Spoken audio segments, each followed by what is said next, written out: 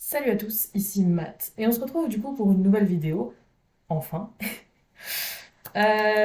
Pour ceux qui me suivent sur Insta, vous savez peut-être pourquoi j'étais pas trop là, mais au cas où, petit point là-dessus. Il s'est passé beaucoup de choses dans ma vie, et du coup j'ai eu beaucoup de mal à finir le premier livre que j'étais censée lire.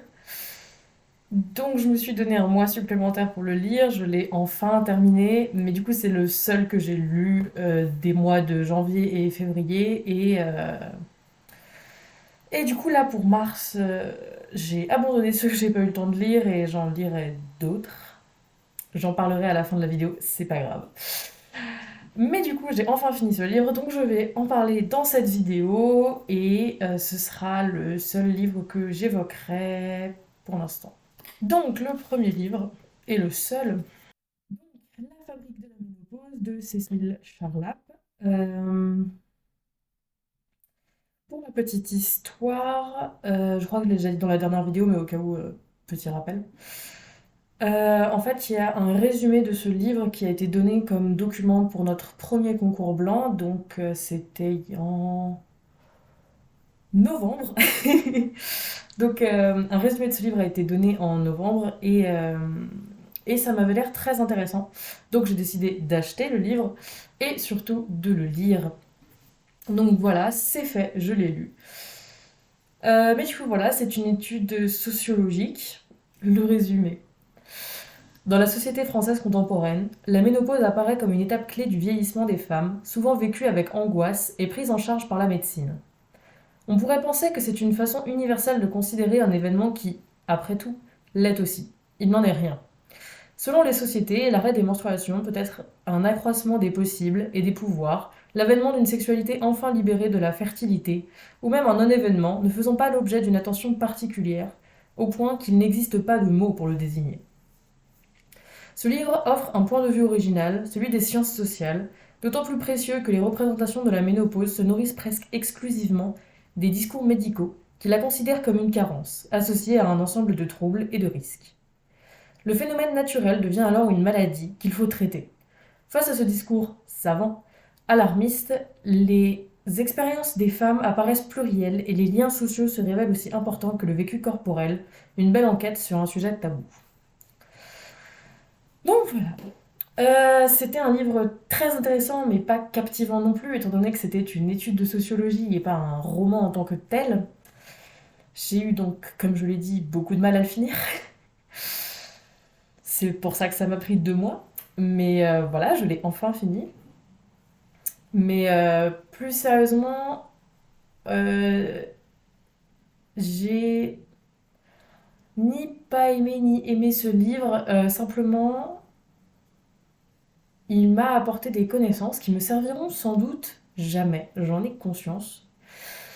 Mais c'était quand même très intéressant à lire et je sais pas si j'irais jusqu'à dire que je regrette pas de l'avoir lu, mais euh, ça a apporté des choses dans ma vie qui sont bien. On va dire ça comme ça. Des informations en tout cas bien entre guillemets, des informations intéressantes. Au niveau des qualités, c'est un livre très organisé, très méthodologique, on sent bien le côté sciences sociales. C'est une très bonne enquête sociologique d'ailleurs. Les témoignages sont très intéressants. Les théories que l'auteur utilise peuvent être utilisées aussi dans un examen de sociologie si vous en avez besoin. Après, toutes les, toutes les théories qui sont citées sont des théories qui du coup se prêtent au sujet évidemment, comme par exemple l'étude des stigmates par Goffman. Donc ça peut être intéressant dans le cadre de révision, mais il ne faut pas s'en contenter non plus si c'est l'unique but de la lecture. Mais donc voilà, c'est une très bonne enquête sociologique. Oui, comme j'ai dit, les témoignages sont très intéressants. Le fait qu'elle ne se soit pas limitée à la France, dans le sens où tous les témoignages sont français, mais elle a quand même essayé de voir comment est-ce que la ménopause était perçue dans le monde entier, ce qui est quand même assez intéressant. Au niveau des défauts, par contre, je trouve qu'il est trop peu inclusif. Il n'y a pas de témoignage de couple lesbien. À un moment, elle dit les femmes qui en ont parlé à un ou une partenaire, mais elle n'évoque que des femmes qui en ont parlé à un partenaire. Alors que je pense que ça peut être quand même très intéressant de voir comment un couple lesbien traverse la ménopause, étant donné que les deux personnes dans le couple vont traverser une ménopause et que bah, les deux personnes ne vont pas forcément le vivre de la même manière. Enfin, du coup, oui, un couple lesbien, deux personnes cis, parce que voilà. D'ailleurs, il n'y a pas non plus de témoignage d'hommes ou de femmes trans, c'est-à-dire d'hommes trans qui, du coup, auraient traversé une ménopause, ce qui peut être très intéressant. Comment, de son point de vue d'homme, il a vécu le fait de traverser quelque chose de quand même très catégorisé comme féminin, on va dire ça comme ça, dans la société actuelle en tout cas. Euh, Pas non plus de témoignages de femmes trans qui n'auraient du coup pas traversé de ménopause et comment elles l'auraient vécu, le fait qu'en tant que femme, elle n'ait pas eu cette étape clé pour une femme dans la société actuelle, là encore.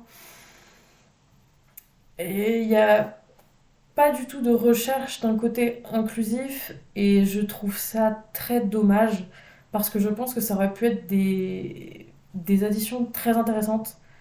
Non, des ajouts, pardon, très intéressants au livre. Et après discussion avec des amis avec qui j'ai du coup discuté de ce livre, parce que j'ai passé 2 mois à le lire, donc j'en ai beaucoup parlé autour de moi. Euh, ça- Ce que j'apporte là, le fait que ce soit pas assez inclusif, on, mes amis en tout cas, et je suis d'accord avec eux, pensent que ça pourrait faire l'objet soit d'une autre enquête, soit de plusieurs autres enquêtes, mais que même si c'est intéressant, c'est un sujet tellement vaste que de toute façon, même si ça aurait pu être abordé dedans, ça aurait pas forcément pu être traité dans son intégralité dans une étude sociologique aussi courte, parce que le bouquin n'est pas très très épais. Mais donc voilà, du coup si jamais il y a des sociologues ou futurs sociologues qui regardent cette vidéo, une étude sur la ménopause vécue par les hommes, les femmes trans et les couples lesbiens, ça peut être très intéressant. Mais du coup, voilà. Donc voilà, c'était la fabrique de la ménopause qui m'a pris 2 mois. Cette vidéo est du coup très courte parce que je n'ai lu qu'un livre en 2 mois et que bah voilà, j'en ai parlé. Mais du coup voilà, la première phrase je vous la lis quand même, même si comme c'est une étude sociologique, c'est pas forcément le plus important, je vous l'avoue, mais ça peut être intéressant. Euh... En mai 2014, la chaîne de télévision France 2 diffusait un téléfilm intitulé Un si joli mensonge, dont le scénario mettait en scène une femme ménopausée incarnée par l'actrice Corinne Touzet face au désir d'enfant de son nouveau compagnon. Voilà. Alors je vous avoue que du coup j'ai pas trop de questions à te poser là-dessus parce que c'est une accroche de sociologie en fait. C'est pour pas rentrer dans le vif du sujet d'un coup, simplement elle évoque quelque chose qui évoque la ménopause pour expliquer qu'elle aussi elle va évoquer la ménopause. Donc bah voilà. Mais donc voilà, c'était donc la fabrique de la ménopause. J'ai beaucoup dit ces termes, mais c'est pas grave. Je pense que ça va être le titre de cette vidéo à force. Bref, donc voilà. Quant au livre du prochain épisode, alors, pour vous expliquer, j'ai passé 2 mois sur cette enquête de sociologie que je voulais lire, mais pas dans le sens où ça m'intéressait vraiment du plus profond de mon âme, plutôt dans le sens où ça m'intéressait vaguement et je trouvais ça plus intelligent de le lire avant la fin de ma prépa plutôt que après, vu que je pense pas faire de la sociologie après et que du coup, bah, ça peut être plus intéressant à utiliser dans un cadre sociologique que dans la vie de tous les jours. Surtout que je connais pas tant que ça de femmes qui vont traverser une ménopause. Donc bon, voilà. Mais du coup, voilà. Donc, comme j'ai passé 2 mois à lire un livre qui me passionnait pas forcément, j'ai fait un joli petit tableau avec tous les livres que j'ai ici dans cet appartement.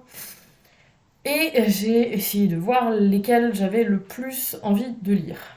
Si vous voulez, je peux vous montrer le tableau parce qu'en vrai, il est joli. Du coup, ça a donné ça. C'était très joli. Voilà. Ça fait un bel arc-en-ciel. Il y en a beaucoup chez moi. Voilà. Bref, donc il y a 3 livres qui sont ressortis de tout ça, que j'ai envie de lire. Dans les 3 qui sont ressortis de ça, il y en a 2 que j'ai envie de lire parce qu'ils m'intéressent vraiment beaucoup. Et un autre que, bah, comme pour La Fabrique de la Ménopause, j'ai surtout envie de lire parce que ce sera plus intéressant pour moi de l'avoir lu avant la fin de ma prépa que après. Pour une raison toute bête, c'est un de mes profs qui l'a écrit. Et je l'ai surtout acheté parce que je voulais lui demander un autographe, j'avoue. Mais donc voilà, je pense que c'est plus intéressant de le lire avant de demander un autographe, et du coup je voulais le lire avant la fin de ma prépa pour lui demander un autographe avant la fin de ma prépa, vu que je le reverrai plus après. Bref. Donc j'aimerais bien le lire, mais je vais pas vous en parler. Pour plusieurs raisons. Premièrement, je ne vous parle pas de tous les livres que je lis, déjà parce qu'il y en a que je relis souvent, donc bah je vous en parle pas parce que soit je vous en ai déjà parlé, soit parce que bah, je ne sais pas. Mais par exemple, Au Bonheur des Dames, je l'ai relu récemment, j'en ai pas fait une vidéo dessus parce que bah, je l'avais déjà évoqué. Et ça m'arrivera souvent de lire des livres que je vais pas forcément avoir envie d'évoquer ici. Et j'en ai eu un bel exemple avec La Fabrique de la Ménopause.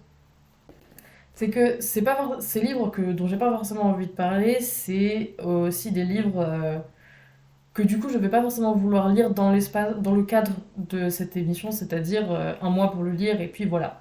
En l'occurrence, celui-là m'en a pris 2, pas parce qu'il était très long, mais parce qu'il m'intéressait tellement pas que j'avais beaucoup de mal à me poser pour le lire. Et comme j'avais en plus très peu de temps pour me poser pour le lire, bah ça fait qu'au final je le lisais pas beaucoup. Et j'aime bien lire. Et le but de ces émissions, c'est que je me remette à lire vraiment. Donc, je vais pas vous parler de ces livres-là, et je vais continuer à vous parler des livres qui me passionnent, que j'ai vraiment envie de lire, et rester dans le cadre au maximum des un mois. Et, euh, et du coup, voilà. Et du coup, les 2 livres que j'avais envie de lire, c'est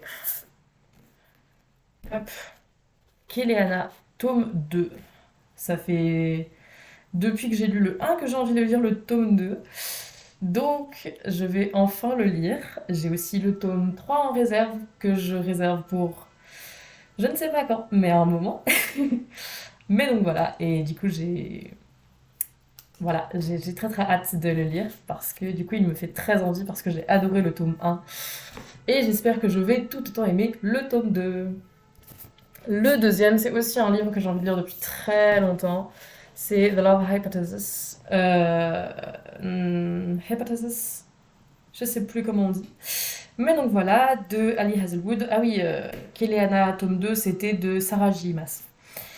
Mais donc de Ali Hazelwood en anglais, parce que j'avais envie de le lire en anglais. Aussi parce que j'en ai entendu parler dans des TikTok de gens qui l'avaient lu en anglais, donc ça m'a donné envie de le lire en anglais. Mais donc voilà. Et donc oui, ça fait très longtemps que j'avais envie de le lire, du coup je le lis enfin. Et voilà. Et donc le troisième,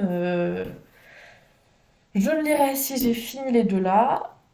Et j'espère réussir à lire 3 livres en un mois. J'en ai aucune idée, je vous l'avoue. Là, pour l'instant,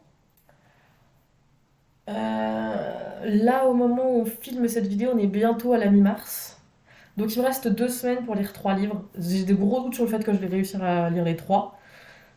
Les 2 premiers, c'est possible. Le troisième, je pense pas. Mais voilà. Et ensuite, en avril, j'aurai plus qu'un demi-mois avant mes concours, donc ça va être compliqué un peu. Donc voilà, on verra bien. De toute façon, vous le saurez dans la prochaine vidéo. Donc voilà, j'espère que cette vidéo vous a plu. N'hésitez pas à la liker si elle vous a plu, à vous abonner pour en voir d'autres, à activer la cloche pour recevoir la notification quand je posterai une nouvelle vidéo en essayant d'être un tout petit peu plus ponctuel, à commenter s'il y a des choses que vous avez envie de commenter. Et voilà, j'espère qu'il y aura une vidéo le mois prochain. J'ai hâte de reprendre mes lectures et de reprendre les vidéos. Prenez soin de vous et restez fiers de qui vous êtes.